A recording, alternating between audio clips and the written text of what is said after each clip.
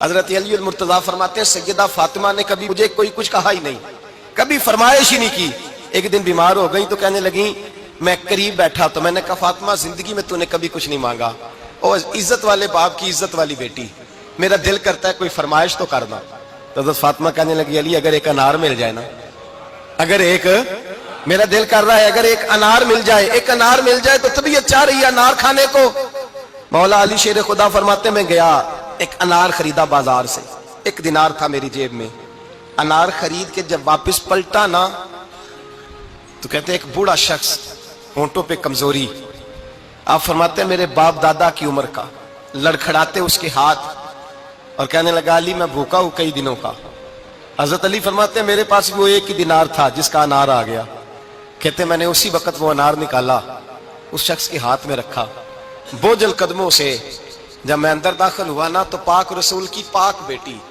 عزت والے نبی کی عزت والی بیٹی، صبر والے محبوب کی صبر والی بیٹی، کہتے ہیں جب میں نے اپنا قدم اندر رکھا دروازے کے تو فاطمہ نے میرا اترا ہوا چہرہ دیکھا تو کہنے لگی علی پیسے اللہ کے راستے میں دے آئے ہو، خیرات کر رہے ہو۔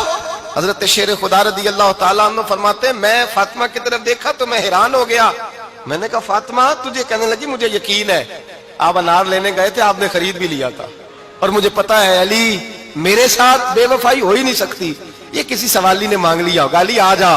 مجھے انار کھانے سے وہ سکون نہیں ملا جو تو اللہ کے راستے میں دے آیا ہے تو سکون ملا ہے، کھانے سے نہیں ملا جو تیرے دینے سے ملا ہے۔ مولا علی کہتے ہیں صبر کر کے میاں بیوی بیٹھ گئے تو دروازے پہ دستک ہوئی،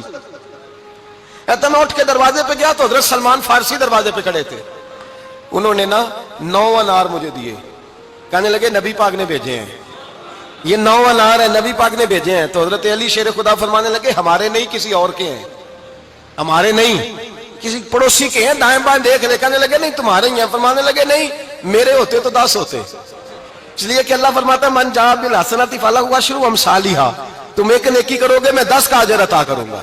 فرمایا میرے ہوتے تو 10 پورے ہوتے، اللہ رسول نے بھیجا اور میرا یقین کمزور ہو سکتا ہے، میرے ہوتے تو 10 ہوتے، یہ 9 ہے۔ حضرت سلمان فارسی نے جیب میں ہاتھ ڈالا، 10واں بھی نکالا، کہا علی تیرے 10 ہی تھے، میں تو تیرا امتحان لے رہا تھا،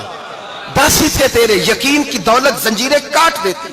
یقین کی دولت انسان کو نواز دیتی۔ جب تو لڑکھڑاتا ہوا آیا ہے، میرے نبی پاک نے فرمایا یوں نہ کہا کر کے یا اللہ چاہے تو دے چاہے تو نہ دے،